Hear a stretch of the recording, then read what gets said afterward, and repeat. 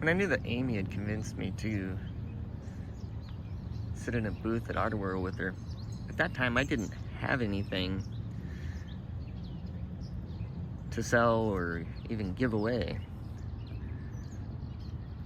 So I printed up a whole bunch of little 4x4-inch prints of cool moments like this that I collected.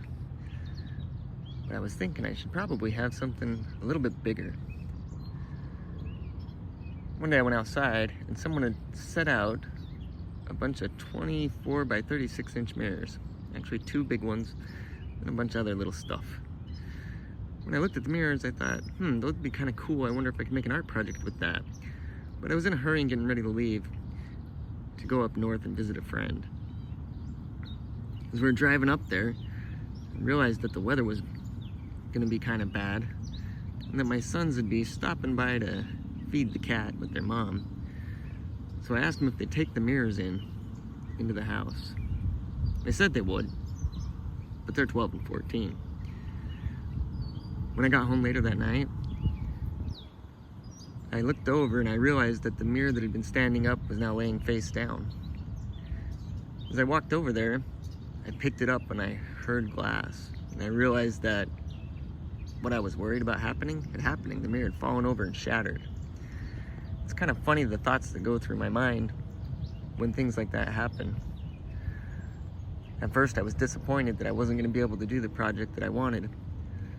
Next one that came in was, maybe that's a message from the universe that this whole being an artist thing is kind of silly, and that the best thing for you to do would be to continue punching a clock and doing computer work all day, every day.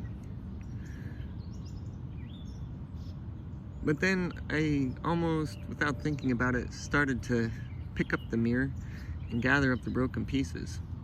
And I took it back around and went and put it in my garage, and as I was doing so, and I set it there, I kind of saw myself in the reflection of the broken pieces and realized that I could see through the rest. And then I had an image in my mind of one of the pictures that I've taken behind that broken glass. And when I did, a story of what that would mean, or the message, or whatever you want to say, that I could pass along and put into that art came into my mind. And it's kind of hard to articulate. That's why the pictures or the art is so cool.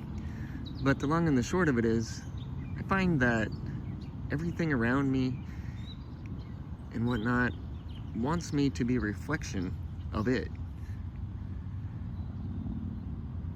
The people and situations want me to be what they want me to be. For a couple of years, that's been scared, or mad, or frustrated.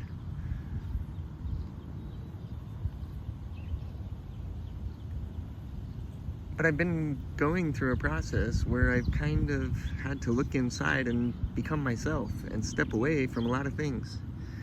And as I did, I found myself.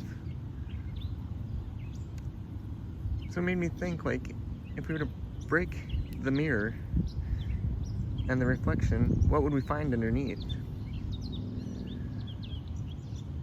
So I asked my sons what picture they would like, and they both agreed this picture of a purple flower. So I took a chance and went and blew it up. It's just a picture I took with my phone.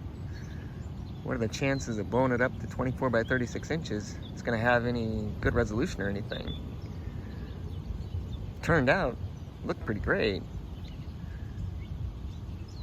So I put it together, and as I did, I was thinking of all the fancy ways that I could do it to make it really nice. But I ended up just putting the picture in, slapping it together with duct tape,